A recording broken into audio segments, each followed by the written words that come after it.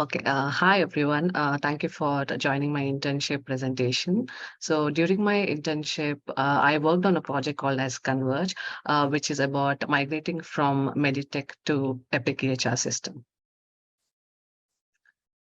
So this is the agenda for today's presentation. I'll briefly introduce myself, and then I'll introduce Christus Health, where I completed my internship. And then I'll give an overview of the project Converge, and then talk about this project in depth. And I'll conclude this presentation by summarizing my overall experience at Christus Health. So my name is Disha, and I'm in my second year of Masters in Biomedical and Health Informatics at UNC Chapel Hill. I have completed my Bachelor of Integrative Medicine in India, and after my graduation, I started working as a duty medical officer in pediatric ICU, and then I switched to US healthcare tech company called as Prime Healthcare, where I was working as a process executive slash business analyst. And I'm interested to pursue my career in healthcare IT, specializing in EHR systems. And I'm also interested in data analysis or data science roles. And now I would like to introduce Christus Health. So Christus Health is an international nonprofit Catholic organization, which has its presence in 4 countries. That's USA, Mexico, Chile, and Colombia. And within US, it's located in 4 states. That's Texas, Arkansas, Louisiana, and New Mexico. And Christus Health has more than 600 centers, and it includes hospitals. So hospitals are also called as health ministries by the Christus employees. And they also have walk-in clinics, long-term care, and urgent care. And now I'd like to give a brief walkthrough of portfolio and project management office where I worked during this internship. So PPMO has a system director, and there are 2 directors reporting to the system director. One is for the business system analyst, and the other director is for the project management team. And then we have 3 managers, one for the BSA team and the other 2 for the PM team. And we have a total of 4 leads, 2 each for a BSA team and a PM team. And then we have a business system analyst and project managers. And I work closely with the business system analyst and the project managers throughout my internship. Now I'd like to talk about the project lifecycle that's being followed in the PM team. And this is the backbone of this office. So basically, this lifecycle starts with the kickoff meeting. But even before the kickoff meeting, there's this groundwork which is done by the business system analyst. And this phase is called as intake phase or the discovery phase. And during this phase, BSAs complete their data analysis and they gather all the required documents. And they also communicate with assigned resources to gather all the documents in a timely manner. So once this phase is completed, project managers go through these documents and then schedule the kickoff meeting. And in this kickoff meeting, all the stakeholders will be present, including vendors and business resources. And this is when the project managers receive all the inputs about the project required for planning and designing phase. And then the project manager begins planning and designing phase. So once this phase is completed, he schedules the stage gate review where all the stakeholders will be invited. And this is when the project manager receives approval to proceed with the project and start the implementation phase. And he also receives confirmation about the go live date. And then the implementation phase begins, where the technical resources, BSAs, and vendors work on the build, test, and training phase, and then the project goes live. So after the go live, there will be 2 weeks of go live support, and then it transitions to support. So this is all about the project lifecycle. And these are a few of the tools used in the PPMO office. So ServiceNow is an ITIL tool, which is used extensively by the PPMO team. And this tool basically helps in facilitating the project. And it is an interfunctional tool, which is used by the various departments for various tasks. And they also use Microsoft Suite, which also includes Project and Visio. So Project is mainly used for creating project plans, and Visio is used to create timelines. Now moving on to the project overview. So I worked on a project called as CONVERGE, and this project is mainly about migrating from Meditech EHR system to Epic EHR system. But it also includes two other parts. One is to upgrade from Epic Lite version to Epic Enterprise version and to integrate third-party application in the ministries which already had Epic EHR. And the other one is to implement new modules to Epic, such as Beaker, Beacon, and Cupid. So Beaker is a module for lab, Beacon is the module for oncology, and Cupid is a module for cardiology. So a few main objectives of this project is to have a one patient, one record system. And this system would allow for data-driven decisions and improve operational efficiencies across the enterprise. And it would also improve the overall quality of healthcare by enabling and encouraging a convenient sharing of clinical information. And it would also reduce unnecessary duplication of services. It would improve coordination for the transition of care and also would improve revenue cycle indicators such as reimbursement and denial rates. So these were few objectives of this project. Now, talking about the project stakeholders. So from the vendor standpoint, we had account managers, project managers, and technical resources. And for Christus Health, we had project managers, business analyst, integration developer, Epic analyst, project owner, business and service owner.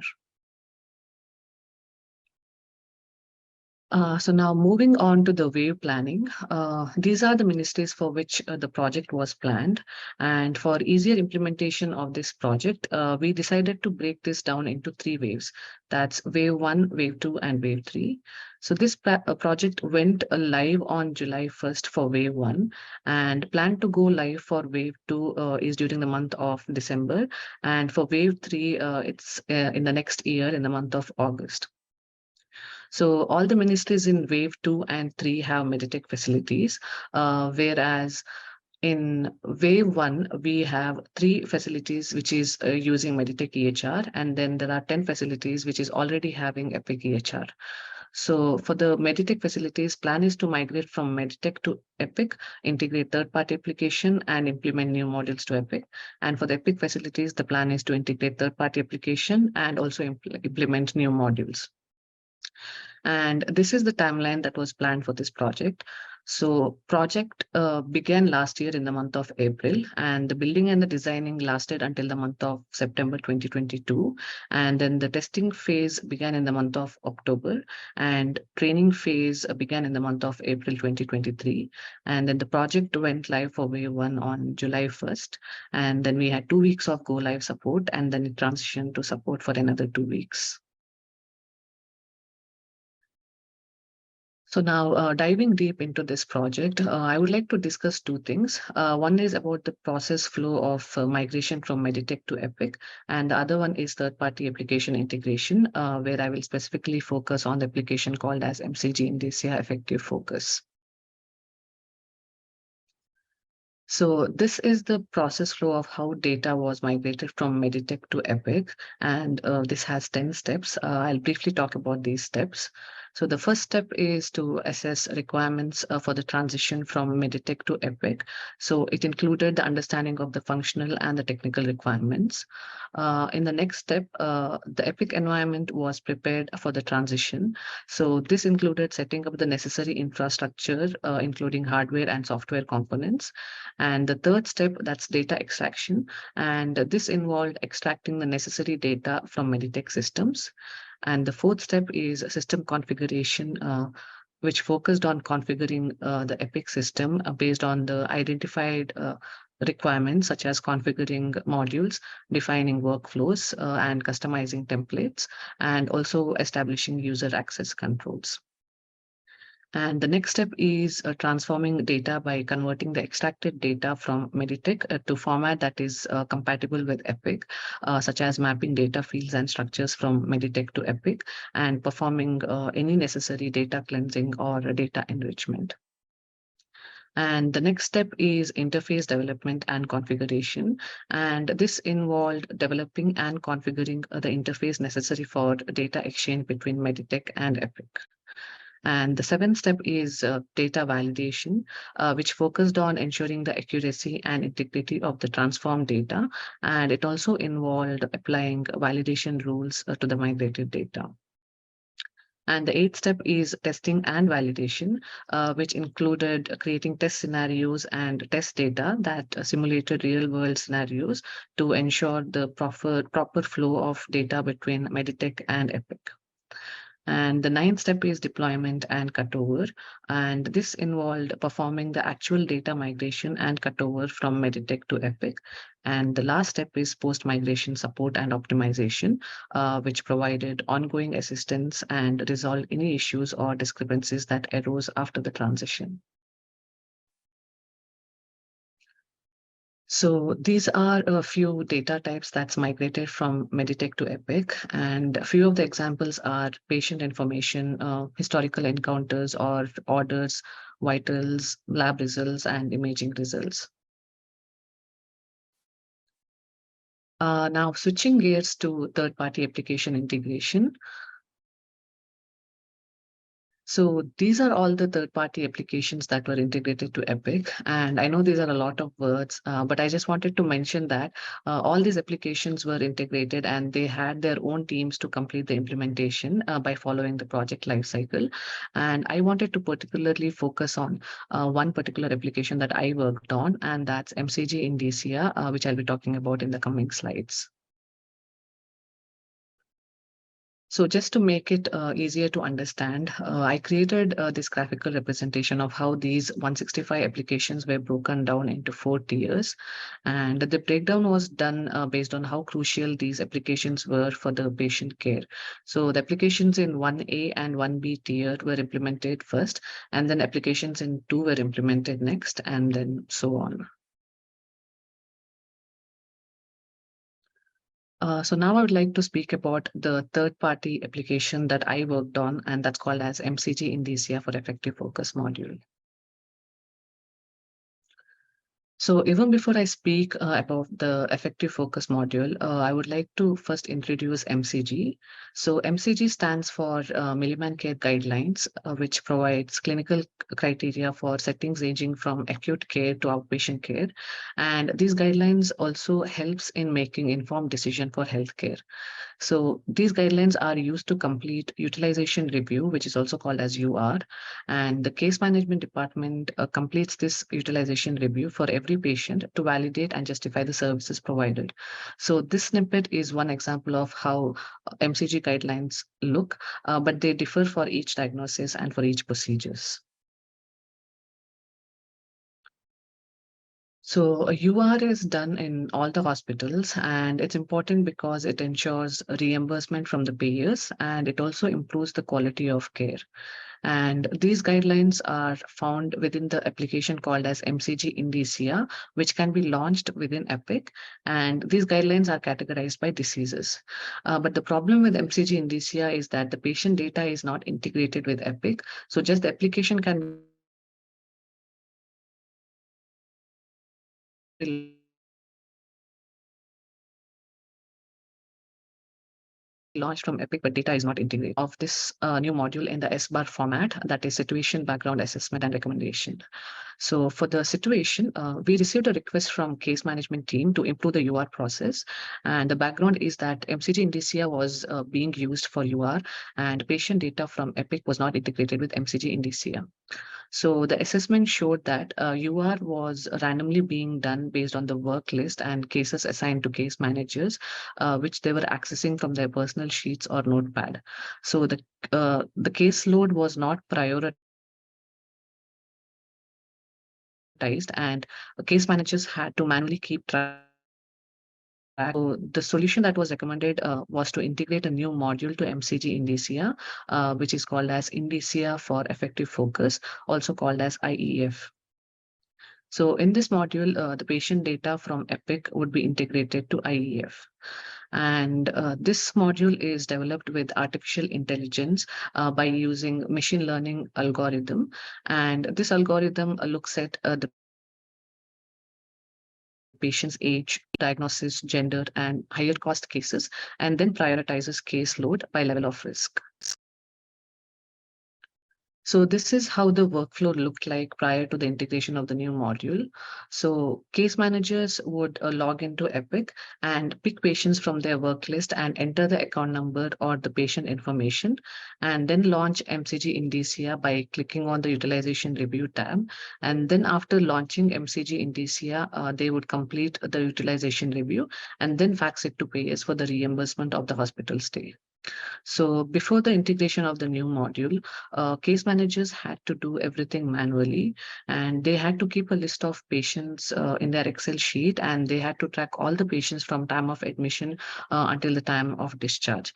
So there was a high chance of missing out on patients and not completing UR on a timely manner.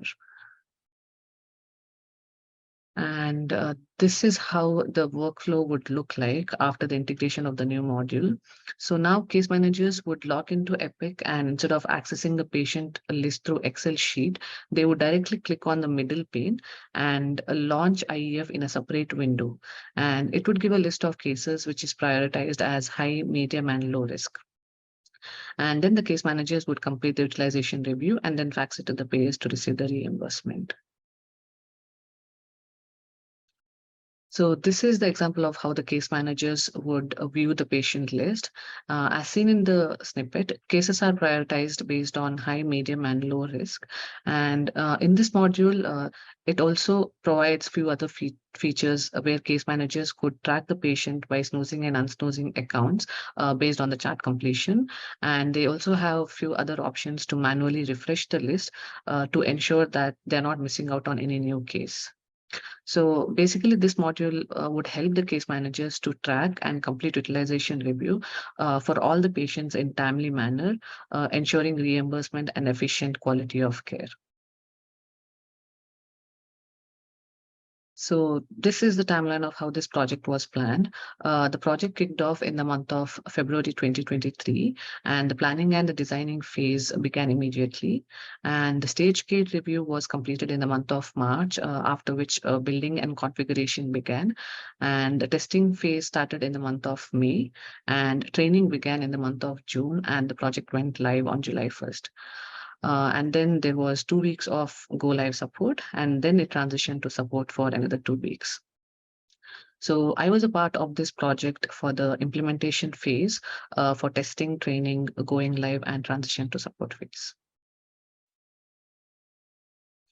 So I just wanted to briefly talk about the building and testing phase and give a technical overview of the project. So before proceeding with the integration, the technical team validated the technical specifications provided by MCG to ensure the integration was compatible with APIs and interfaces offered by the MCG system. And for both IEF and the Epic to work seamlessly, data setup had to be done, and certain sites were needed to be added to the trusted sites policy. And then testing and validation was done to ensure the integration functions, and methods through which end users could access IEF from within the Epic system was done by embedding a link in Epic, which would allow users to launch IEF. So these were few scenarios where integrated workflow testing was done to validate accurate transfer of demographic data from Epic into IEF. And testing phase was successfully completed, and we received an expected outcome for these scenarios. So during the training phase, end users who were mostly case managers underwent training for these topics such as logging in, setting default filter, or snoozing and unsnoozing alarms for chat completion, and manually refreshing and then logging out. So training phase was successfully completed, and case managers got trained on the new module according to the schedule planned. And the project went live on July 1st successfully, and we did not face any difficulties during the go live support, except for few questions from case managers on navigating the new module.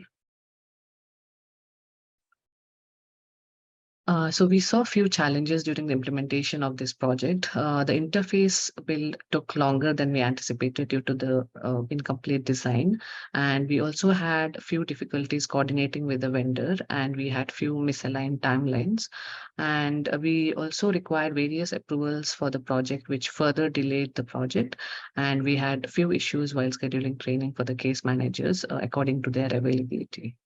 So these were few challenges that we faced, but the project went live as planned and it was quite successful. So just to summarize my experience at Christus Health, I was able to be a part of the Converge project, and it was a great opportunity as I got to learn a lot. And the highlight of this internship was that I was able to be a part of Go Live weekend and work 12-hour shift in the night. And I got to meet technical support team and also got to experience the command center. And I also worked on other projects like Epic Build and Highland on Base, where I could learn about the building and the designing phase of the project lifecycle. And I also got to network with many professionals in various departments and learn about various job roles.